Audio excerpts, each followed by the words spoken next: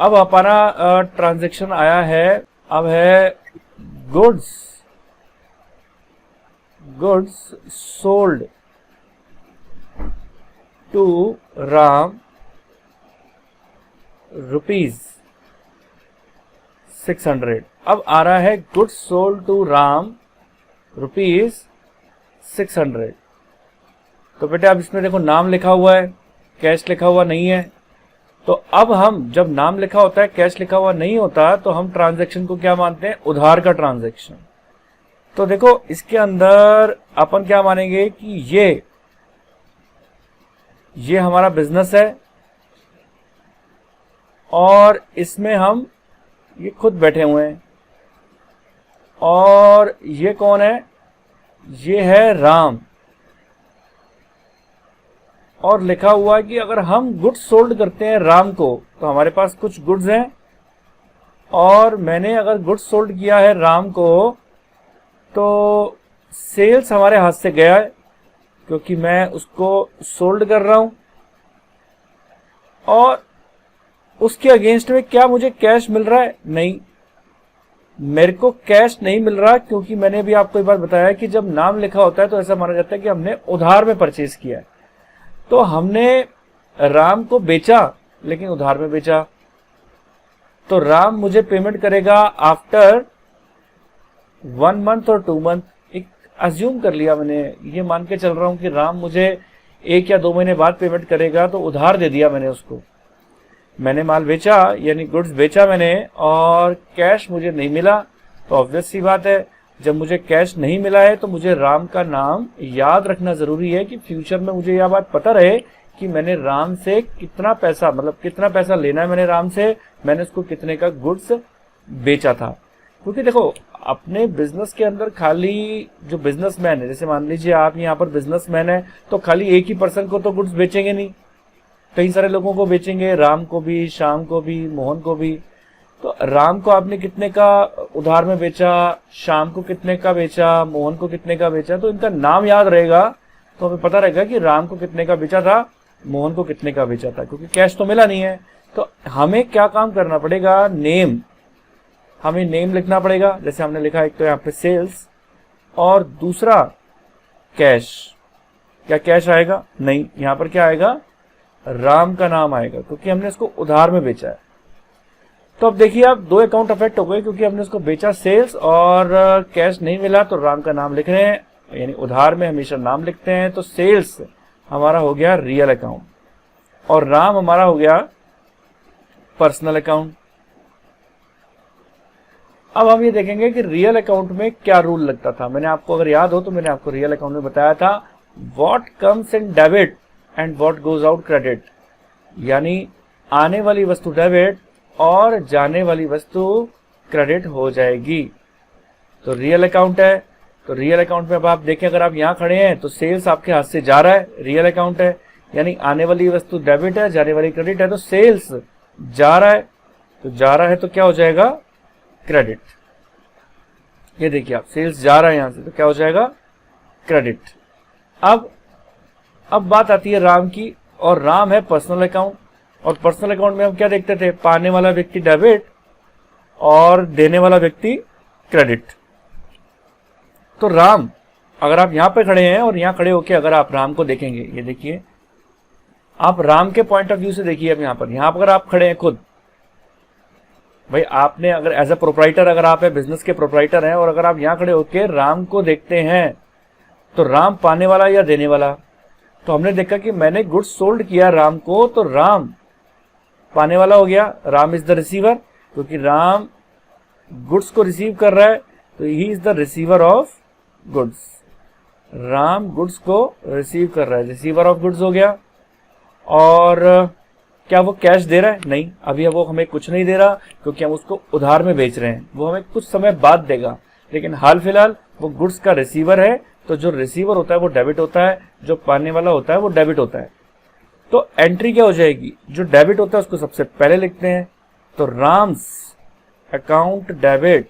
देखो आप देख पा रहे हैं, मैं पूरा लिख रहा हूं, Ram's account debit to sales account, Ram's account debit to sales account 600 rupees, Ram से account debit to sales account, जो क्रेडिट होता है उससे पहले अपन 2 लगाते हैं ना, तो टू सेल्स अकाउंट 600 रुपीज।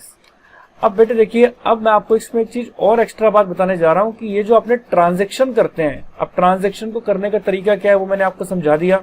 अब क्या होता है कि जो ट्रांजैक्शन करने के बाद नीचे ब्रैकेट में जो ट्रांजैक्शन हुआ है उसकी एक समरी लिखी जाती है। यहाँ पर ये इतने से एक ही लाइन के अंदर इसकी समरी लिखी जाएगी और वो हमेशा बीइंग लगा के लिखी जाती है और हम इसको क्या बोलते हैं, narration.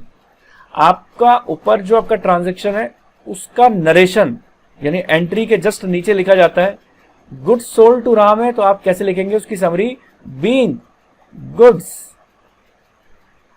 Sold to Ram, being goods sold to Ram, ये इसका क्या हो गया, नरेशन हो गया। तो इस तरीके से नरेशन भी अपन को लिखना सीखना है। अब 6 नंबर का ये ट्रांजैक्शन करने के बाद अब हम बढ़ेंगे आगे और अब है हमारा 7 नंबर का ट्रांजैक्शन और जिसमें मैं लिखवाने जा रहा हूं आपको goods sold to Ram, goods sold to Ram in cash ₹700। और मैं आपको पहले भी बता चुका था कि जब नेम और कैश जब दोनों साथ साथ दे रखे होते हैं तो हमेशा कैश कंसीडर किया जाता है और नेम इग्नोर किया जाता है। तो ये बात मैंने आपको परचेज के वक्त भी बता दिया था, तो नोट लिख लें इस बात का। As and when name and cash, as and when name and cash both are given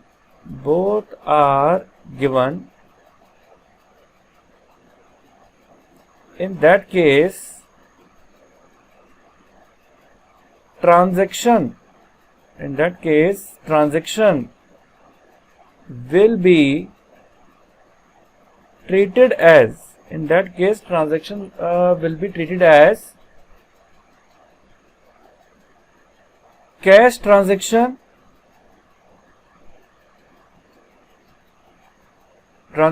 treated as cash transaction, not credit मतलब उधार।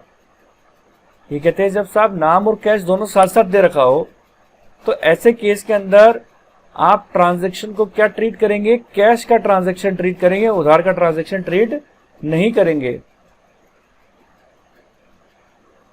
And cash will be consider, cash को कंसीडर किया जाएगा। And name will be ignore, और name को इस case के अंदर इग्नोर कर देंगे क्योंकि नेम और कैश साथ साथ होते हैं तो हम ट्रांजैक्शन को कैश का ट्रांजैक्शन मानते हैं। तो देखिए बेटे यहां पर जैसे आप मान के चलें कि ये आपका बिजनेस है, ये आपका बिजनेस है और इसमें आप खुद हैं और ये कौन है, ये है राम। और आपके पास कुछ गुड्स पड़े हुए हैं और आपने राम को गुड्स सेल कर दिए, तो वो गुड्स चले गए राम के पास, लेकिन राम ने अब की बार आपको क्या दिया है, उसके बदले में कैश दिया है। राम ने उसके बदले में आपको क्या दिया है, कैश दिया है, क्योंकि नेम और कैश दोनों साथ साथ लिखे हुए थे। अब देखो 2 ट्रांजैक्शन इसमें अफेक्ट हो गए, पहला सेल्स और दूसरा कैश। अब सेल्स कौन सा है, सेल्स रियल अकाउंट है और कैश भी रियल अकाउंट है। अब रियल अकाउंट पे अपन रियल अकाउंट का रूल लगाएंगे, जो आने वाली वस्तु है वो डेबिट और जो जाने वाली वस्तु है वो क्रेडिट। अब आप खुद बताएं कि सेल्स आ रहा है या जा रहा है। अगर आप यहां खुद खड़े हैं और आप ये देख रहे हैं कि अगर हम गुड्स अपना बेच रहे हैं, अगर आप यहां खुद खड़े हैं और आप देख रहे हैं कि आप अपना गुड्स बेच रहे हैं, तो यहां से अगर आप अपना गुड्स बेचेंगे तो सेल्स जा रहा है, तो रियल अकाउंट में जो चीज जा रही है वो क्रेडिट, और इसके बदले में हमारे पास क्या आ रहा है, कैश आ रहा है, तो जो आ रहा है वो डेबिट। और एंट्री क्या हो जाएगी, cash account DR to sales account. 700 और नरेशन लिख दिया जाएगा बीइंग गुड्स, जो ऊपर किया है वही लिखना है अपन को, being goods sold to Ram in cash, being goods sold to Ram in cash. ये इसकी समरी जो होती है ट्रांजैक्शन की वो नरेशन कहलाती है। तो मैं उम्मीद करता हूं कि ये ट्रांजैक्शन 6 और 7 आपको समझ में आए होंगे। इसका नेक्स्ट ट्रांजैक्शन 8th नंबर का ट्रांजैक्शन आपको कहता है furniture, furniture purchase, furniture purchase in cash ₹800। अब देखो फर्नीचर परचेज किया अपन ने कैश में, तो ये आपका बिजनेस है, ये देखिए ये आपका बिजनेस है।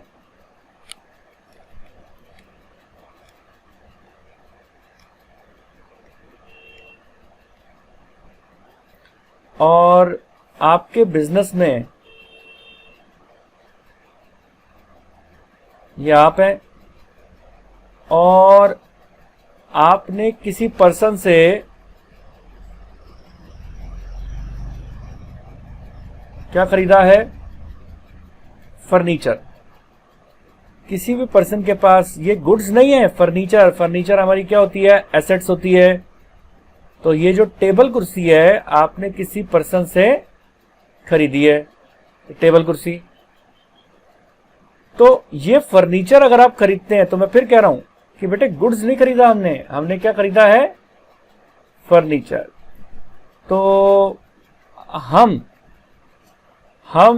इस पर्सन के पास गए, हम इस पर्सन के पास गए कैश लेकर, क्योंकि देखो ऊपर साफ लिखा है फर्नीचर परचेज इन कैश। अभी मैंने आपको ये बात बताई कि फर्नीचर परचेज किया और हमने उसको कैश दिया। तो अब आप देखो परचेज आप कर आ रहे हो, लेकिन क्या आपके पास आ रहा है, फर्नीचर। तो मैंने कहा बेटा फर्नीचर आ रहा है। आप मुझे बोलोगे नहीं सर फर्नीचर नहीं आ रहा, हम फर्नीचर परचेज कर रहे हैं, तो आप परचेज वर्ड लिखो। तो बेटे मैं आपको एक बात स्पेसिफाई करना चाहता हूं कि परचेज वर्ड का इस्तेमाल केवल गुड्स के रिगार्डिंग होता है। अगर आप गुड्स परचेज करोगे तो ही परचेज वर्ड आप लिख सकते हो। लेकिन अगर आपने फर्नीचर खरीदा है, फर्नीचर आपकी क्या है, एसेट्स है, तो अब आप बोलोगे सर हमें कैसे पता लगेगा एसेट्स है। तो देखो बेटे ऊपर मैंने ट्रांजैक्शन में क्या लिखा है, फर्नीचर परचेज इन कैश। तो फर्नीचर परचेज का मतलब क्या, नहीं तो मैं आपको क्या लिखता, गुड्स परचेज इन कैश। जब मैंने नाम फर्नीचर दिया है तो ऑब्वियस सी बात है एसेट्स है। तो अगर आप एसेट्स परचेज करते हो तो कभी भी हम परचेज या सेल करते वक्त, आप जब एसेट्स को परचेज सेल करोगे तो एसेट्स को परचेज सेल करते वक्त कभी भी आप परचेज सेल का नाम नहीं लिख सकते। आपको लिखना होगा फर्नीचर का नाम ही। जब हम एसेट्स को परचेज करते हैं तो हम उस पर्टिकुलर एसेट्स का नाम लिखते हैं, हम परचेज सेल का नाम नहीं लिखते हैं, क्योंकि गुड्स परचेज करेंगे। और मैंने लिखा भी था जब रियल अकाउंट पढ़ाया था आपको, तो मैंने आपको समझाया था कि गुड्स के 4 पार्ट होते हैं, परचेज, सेल्स, परचेज रिटर्न और सेल्स रिटर्न। तो अब जब गुड्स परचेज करेंगे तभी इन 4 अकाउंट का यूज में आएगा, इन 4 शब्दों का यूज तभी करेंगे, purchase sale, purchase return, sales return का। लेकिन यहां पर आप फर्नीचर खरीद रहे हैं तो फर्नीचर का नाम आएगा। तो यानी इसका मतलब हुआ कि यहां पर 2 तरीके के अकाउंट अफेक्ट हो रहे हैं। हालांकि आप फर्नीचर परचेज कर रहे हो तो एक तो खाता आपका अफेक्ट हो गया फर्नीचर का, और दूसरा अकाउंट आपका अफेक्ट हो गया कैश का। ठीक है, तो अब आप मुझे बोलोगे सर अब बताओ कि फर्नीचर पर्सनल है, रियल है या नॉमिनल। तो मैंने कहा देखो बेटा ये फर्नीचर पर्सनल अकाउंट तो नहीं हो सकता, क्योंकि फर्नीचर किसी का नाम नहीं है। मैंने आपको बताया था सारे नाम आते हैं पर्सनल अकाउंट के अंदर, ऑल नेम्स आएंगे, सीता, गीता, राम, श्याम, इस तरीके के सारे नाम आएंगे। बैंक का नाम आएगा, कैपिटल, इनमें से कोई भी चीज नहीं है फर्नीचर। दूसरा, फर्नीचर रियल अकाउंट की लिस्ट में गुड्स तो नहीं है, लेकिन एसेट्स के अंदर फर्नीचर आता है। आप चाहें तो जहां मैंने आपको ये लिस्ट लिखवाई थी कि एसेट्स के अंदर क्या क्या आता है, तो वो आप अपने पिछले लेक्चर के अंदर देख सकते हैं कि मैंने एसेट्स के अंदर क्या क्या चीजें आपको लिखवाई थी। तो फर्नीचर आपका क्या हो गया, आपका एसेट्स है, और एसेट्स है तो वो रियल अकाउंट है। तो ये हो गया हमारा रियल अकाउंट, और मैंने कैश को भी रियल अकाउंट ही बोला था।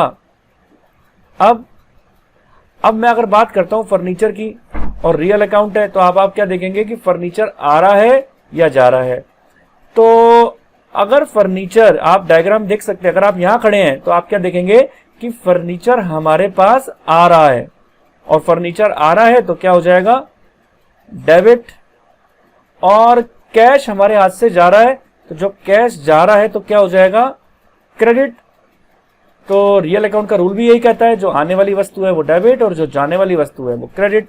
तो फर्नीचर आ रहा है और कैश जा रहा है, तो जो आ रहा है वो डेबिट, जो जा रहा है वो क्रेडिट। और हम एंट्री करते वक्त सबसे पहले डेबिट वाले को ही लिखते हैं, तो एंट्री हो जाएगी फर्नीचर अकाउंट डेबिट, सबसे पहले डेबिट वाला लिखते हैं, और टू, फिर उसके बाद हम लिखेंगे क्रेडिट वाला, कैश हमारे हाथ से जा रहा है और टू कैश अकाउंट, और यहां पर आ जाएगा 800 और यहां पर भी आ जाएगा 800। और इसके बाद अब हम नरेशन लिखेंगे being furniture purchase in cash. ठीक है बेटा। अब इसके बाद का जो हमारा ट्रांजैक्शन है वो क्या है, वो है 9th transaction furniture.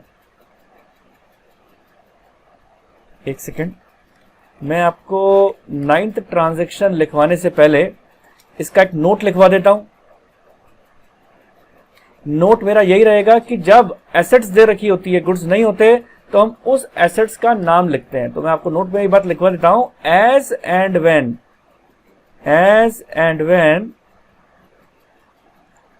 assets is purchase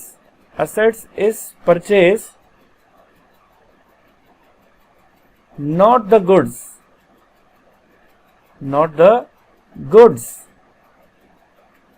in that case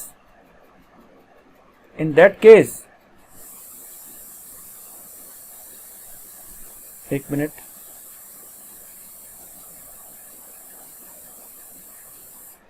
as and when assets is purchased not the goods, in that case purchase account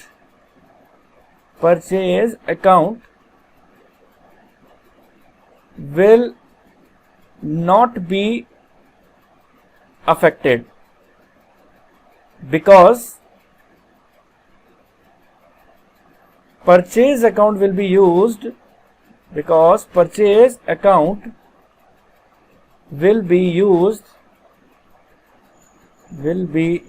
only when goods are purchased. In this transaction,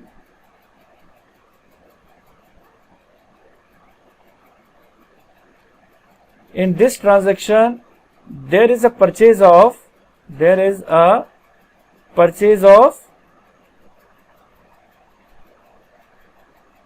assets, and when assets are purchased,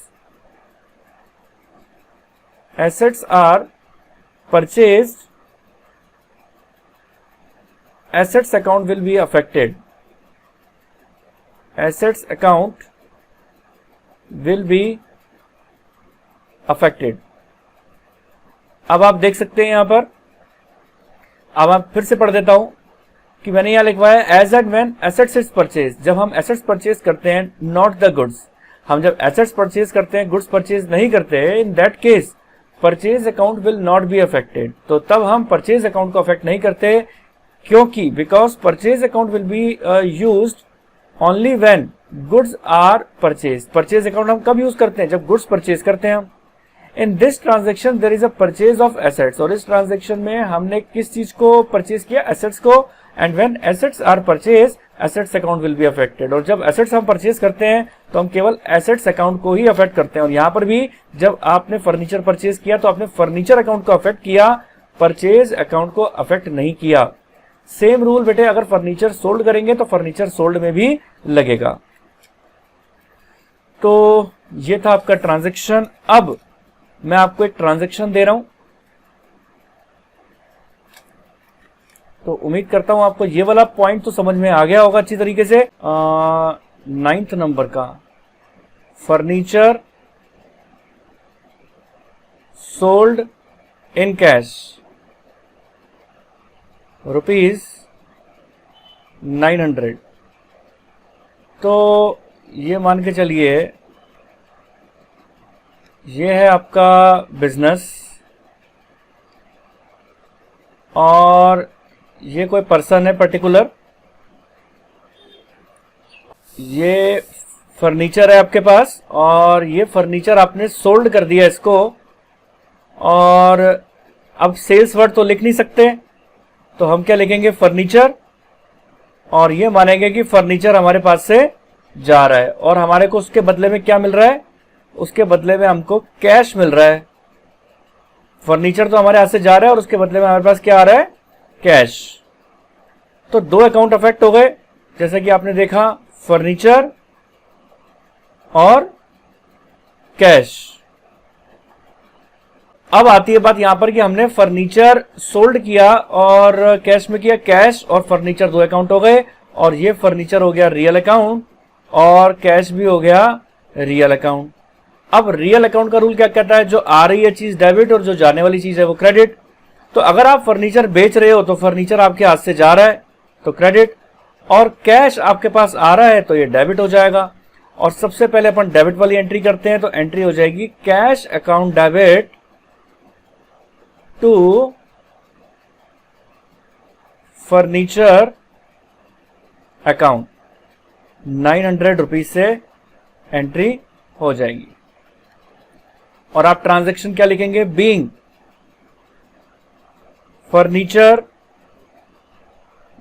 furniture sold in cash. ठीक है। अब देखिए बेटा 10th number का transaction, अगर मैं आपको 10th number के ट्रांजैक्शन में ये बात बोलूं, cash paid to Ram, cash paid to Ram ₹10,000। अगर मैं आपको बोलता हूं कैश पेड टू राम ₹10,000, अब आप बनाएंगे डायग्राम और डायग्राम बनाने के बाद आप ही समझने की कोशिश करेंगे कि एंट्री कैसे होगी। अब मैं आपको बोलता हूं कैश पेड टू राम, ये हमारा बिजनेस है और ये है कौन, ये है राम, ये है राम और आप कैश पेमेंट कर रहे हो राम को, ये आप हो खुद। और अगर हम राम को कैश में पेमेंट कर रहे हैं तो कैश हमारे हाथ से जा रहा है और किसके पास जा रहा है, राम के पास। अब आप देख रहे हो इस ट्रांजैक्शन के अंदर दो बातें आ रही हैं, एक तो आ रहा है कैश और दूसरा आ रहा है राम। तो कैश और राम दो अकाउंट हो गए, तो कैश कौन सा अकाउंट है, रियल, और राम कौन सा अकाउंट है, पर्सनल। तो अगर अब आप यहां देखें कि यहां अगर आप अपने आप को समझे यहां पर और देखें कि राम और कैश अगर दो अकाउंट अफेक्ट हो रहे हैं तो कैश रियल अकाउंट है, इसमें चीज देखते हैं कि आने वाली वस्तु है या जाने वाली वस्तु है। तो अगर आप यहां पर खुद कैश पेमेंट कर रहे हैं राम को तो कैश आपके हाथ से जा रहा है, तो जो जा रहा है तो वो क्या हो जाएगा, क्रेडिट। और राम के पास जा रहा है, अगर आप राम को कैश पेमेंट करेंगे तो राम के पास कैश जाएगा, तो राम कौन हो जाएगा, रिसीवर यानी पाने वाला व्यक्ति। और हमारे पर्सनल अकाउंट के रूल के मुताबिक जो पाने वाला व्यक्ति होता है वो हमेशा डेबिट होता है, यानी रिसीवर हमेशा डेबिट होता है। तो एंट्री क्या हो जाएगी, एंट्री हो जाएगी राम्स, यानी डेबिट को पहले लिखते हैं और नाम के आगे पोस्टफियस। तो Ram's account debit to cash account, cash के आगे अकाउंट भी लिखना है और यह हो जाएगा 10,000 से।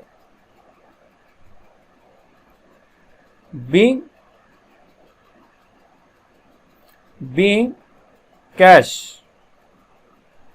paid to Ram. ठीक है। अब मैं अगर आपको 11th नंबर का ट्रांजैक्शन कराऊं, अब आप देखिए 11th नंबर का हमारा ट्रांजैक्शन क्या है। मैं अगर आपको बोलूं कैश रिसीव्ड फ्रॉम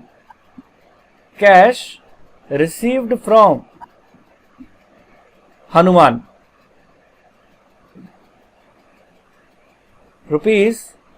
1100। तो अब आप इसमें ट्रांजैक्शन किस तरीके से करेंगे, देखिए अब आप मान के चलिए कि ये आपका बिजनेस है और इस बिजनेस में बैठे हैं आप खुद, और ये पर्सन कौन है, ये हनुमान है, ये हनुमान है, और हनुमान से आपको क्या रिसीव हो रहा है, कैश। तो हनुमान से आपको रिसीव हो रहा है कैश, हनुमान देने वाला है और कैश आपको उससे रिसीव हो रहा है। ऊपर ट्रांजैक्शन यही कह रहा है, कैश रिसीव फ्रॉम हनुमान। तो इसमें दो तरीके के अकाउंट अफेक्ट हो रहे हैं, एक तो कैश और दूसरा हनुमान। दो अकाउंट अफेक्ट हो गए, कैश और एक हनुमान। तो कैश है हमारा रियल अकाउंट और हनुमान कौन है, हमारा पर्सनल अकाउंट। अब आप रियल अकाउंट में रियल अकाउंट का रूल लगाएंगे, क्या, पाने वाला व्यक्ति डेबिट और देने वाला क्रेडिट। ये तो हो गया पर्सनल अकाउंट का रूल। और रियल अकाउंट का रूल क्या हो गया, आने वाली वस्तु डेबिट और जाने वाली वस्तु क्रेडिट। अब आप बताओ कैश आ रहा है कि जा रहा है, कैश तो आ रहा है। तो रियल अकाउंट में क्या करता है, जो आने वाली वस्तु है उसको क्या करेंगे अपन, डेबिट, और जाने वाली वस्तु को क्रेडिट करते हैं। लेकिन यहां पर तो कैश हमारे पास आ रहा है। और हनुमान पर्सनल अकाउंट है, और यहां क्या देखते हैं, जो पाने वाला व्यक्ति है वो डेबिट और जो देने वाला व्यक्ति है वो क्रेडिट। तो हनुमान यहां पर कौन हो गया, गिवर हो गया, और गिवर हो गया तो उसको क्या करेंगे, क्रेडिट। तो एंट्री क्या हो जाएगी, एंट्री हो जाएगी कैश अकाउंट डेबिट, एंट्री हो जाएगी cash account debit to Hanuman, cash account debit to Hanuman. और अमाउंट था 1100 से, तो आपको यहां 1100 रुपीज से एंट्री करनी है। Being cash received from, being cash receive from Hanuman. 11 transaction तक आपको उम्मीद करता हूं सबको समझ में आ गई होगी ये बात। 12th नंबर का transaction, rent paid in cash. क्या ट्रांजैक्शन है हमारा, रेंट पेड इन कैश ₹1200। अब देखो रेंट अगर अपन ने पेमेंट किया है कैश के अंदर तो किस तरीके से है ये, मैंने कहा बेटा देखो ये आपका है बिजनेस, ठीक है जी, ये आपका बिजनेस है और इस बिजनेस में आप खुद बैठे हुए हैं, बिजनेस में आप हैं, और जिस जगह आप ये बिजनेस कर रहे हो, जिस ऑफिस में, ये जो ऑफिस है आपका, जहां जगह आप बिजनेस कर रहे हो, उसका रेंट आप इस लैंडलॉर्ड को पेमेंट करते हो। इसको, ये उस जगह का लैंडलॉर्ड है। आपका मन कह रहा होगा सर ये लैंडलॉर्ड का हम बिल्ली ज्यादा दिखती है, बेटे हमको मान के चलना है कि ये लैंडलॉर्ड ही है। तो हमने ये रेंट पे किया है, जिस जगह हम अपना बिजनेस कर रहे हैं उस जगह का हम रेंट कैश में पेमेंट कर रहे हैं इस लैंडलॉर्ड को। तो बेटे अगर आप रेंट पे करते हैं तो हमारा इस ट्रांजैक्शन से हमें दिखता है कि हमारे दो तरीके के अकाउंट अफेक्ट हो रहे हैं, एक तो रेंट और दूसरा अकाउंट अफेक्ट हो रहा है कैश। एक तो रेंट अकाउंट अफेक्ट हो रहा है और दूसरा अकाउंट अफेक्ट हो रहा है कैश। तो रेंट है हमारा नॉमिनल अकाउंट, रेंट हमारा नॉमिनल अकाउंट है, और कैश हमारा रियल अकाउंट है। अब आप बोलेंगे सर आपको कैसे पता लगा कि रेंट नॉमिनल है, तो आओ बेटे चेक करते हैं कि रेंट क्या किसी का नाम हो सकता है, नहीं, रेंट बैंक का नाम नहीं हो सकता, रेंट कैपिटल भी नहीं है। और अगर आप रेंट को चेक करते हैं कि क्या रेंट आपके रियल अकाउंट के लिस्ट में आता है, क्या गुड्स होता है रेंट, नहीं, रेंट गुड्स भी नहीं है, रेंट एसेट्स की लिस्ट में भी नहीं है, यानी रेंट रियल अकाउंट भी नहीं है। तो जब रेंट आपका पर्सनल की लिस्ट में भी नहीं है, रियल में भी नहीं है, तो वो नॉमिनल है। तो आज ट्रांजैक्शन, अब तक के ट्रांजैक्शन जो भी आ रहे थे हमारे, उसमें एक पर्सनल अकाउंट था और एक रियल अकाउंट था, या दोनों रियल अकाउंट, ज्यादा ऐसे ट्रांजैक्शन ज्यादा आ रहे थे जिसमें दोनों रियल हो या एक रियल और एक पर्सनल हो। तो आपका ये पहला ट्रांजैक्शन ऐसा है जिसमें नॉमिनल अकाउंट अफेक्ट हुआ है। तो अब आप क्या चीज देखेंगे इसके अंदर कि रेंट आपका नॉमिनल अकाउंट है, तो नॉमिनल अकाउंट में हम देखते हैं कि वो हमारा एक्सपेंस है या इनकम है। अगर आप यहां खड़े हैं तो मैं आपसे अगर पूछूं कि बताओ बेटे कि अगर आप रेंट इस लैंडलॉर्ड को पेमेंट करते हैं तो बताइए आपका रेंट आपका एक्सपेंस है या आपका इनकम है, तो आप क्या कहेंगे? ऑब्वियस सी बात है, रेंट हमारा एक्सपेंस है। रेंट हमारा एक्सपेंस है और हमारे नॉमिनल अकाउंट के रूल के हिसाब से सभी खर्चे डेबिट होते हैं, तो हम रेंट को भी डेबिट कर देंगे। जब आप अपने रेंट के नॉमिनल अकाउंट के जाके रूल में देखेंगे आप, तो नॉमिनल अकाउंट के रूल में मैंने आपको यही लिखवाया था कि सभी एक्सपेंसेस एंड लॉसेस को आप डेबिट करें और सभी इनकम एंड गेन्स को क्रेडिट करें। अगर हम रेंट इसको पे कर रहे हैं तो रेंट हमारा एक्सपेंसेस है और वो डेबिट हो जाएगा। और कैश है आपका रियल अकाउंट। रियल अकाउंट में ये चीज देखते हैं, जो आने वाली वस्तु है वो डेबिट हो जाएगी और जो जाने वाली वस्तु है वो क्रेडिट हो जाएगी। तो कैश अकाउंट हमारा, देखिए कैश हमारे हाथ से जा रहा है तो कैश क्या हो जाएगा? क्रेडिट हो जाएगा, क्योंकि अगर हम किसी को रेंट पे करेंगे तो कैश हमारे हाथ से जाएगा और जो चीज जाने वाली होती है वो क्रेडिट हो जाती है, क्योंकि रियल अकाउंट कहता ही यही है कि आने वाली चीज को आप डेबिट करें और जाने वाली चीज को क्रेडिट कर दिया जाए। तो एंट्री हो जाएगी यहां पर rent account debit to cash account, क्योंकि डेबिट वाला हमेशा पहले लिखते हैं। तो एंट्री हो जाएगी rent account debit to cash account 1200 rupees से। 1200 रुपीज से एंट्री हो जाएगी और यहां पर हम नरेशन लिख देंगे being rent paid in cash. Being rent paid in cash. तो मैं उम्मीद करता हूं समझ में आ गया होगा यहां तक। चलो अब अपन बात करते हैं बेटे ये ट्रांजैक्शन के बाद पॉइंट नंबर 13 की। तो देखो बेटे पॉइंट नंबर 13 क्या कहता है? रेंट पेड, केवल लिखा हुआ है रेंट पेड। अब रेंट पेड के आगे ये लिखा हुआ नहीं है कि वो कैश में है या नहीं, ये चीज लिखी हुई नहीं है। समझ रहे हो आप मेरी बात? कि यहां पर क्वेश्चन के अंदर लिखा हुआ नहीं है कि रेंट पेड कैश में है या नहीं। तो पेड का मतलब ही कैश होता है। Paid means cash paid. Paid means cash paid, ठीक है। तो अब जरूरी नहीं है कि आगे लिखे रेंट पेड इन कैश, जैसे पिछले वाले ट्रांजैक्शन के अंदर लिख दिया था कि रेंट पेड इन कैश। ऐसा जरूरी नहीं है कि वो हर ट्रांजैक्शन के आगे इन कैश लिखे। अगर केवल रेंट पेड भी लिखता है तो आप क्या मानेंगे कि वो रेंट पेड कैश में ही हुआ होगा। तो रेंट पेड कैश में ही हुआ होगा। तो ये आपका बिजनेस है और इस बिजनेस में बैठे हैं आप खुद, और जिस जगह आप अपना बिजनेस कर रहे हैं उस जगह का रेंट आप पेमेंट कर रहे हैं इस लैंडलॉर्ड को। ये लैंडलॉर्ड है, उस लैंडलॉर्ड को आप पेमेंट कर रहे हैं कैश में। किस चीज का पेमेंट कर रहे हैं कैश में? हम रेंट का पेमेंट। तो रेंट का पेमेंट हम कैश में कर रहे हैं उसको, तो ऑब्वियस सी बात है, मैं फिर बता रहा हूं पेड का मतलब कैश ही है। तो यहां दो तरीके के अकाउंट अफेक्ट हो जाएंगे, एक रेंट और दूसरा कैश। यहां पर भी वही रूल, ये नॉमिनल अकाउंट है और ये रियल अकाउंट है। तो नॉमिनल अकाउंट के तहत जो एक्सपेंस होते हैं वो डेबिट करते हैं अपन, तो एक्सपेंस यहां पर क्या हो जाएगा? Debit DR. और रियल अकाउंट के तहत अगर आपका कैश जा रहा है तो वो क्रेडिट हो जाएगा और एंट्री हो जाएगी rent account debit to cash account.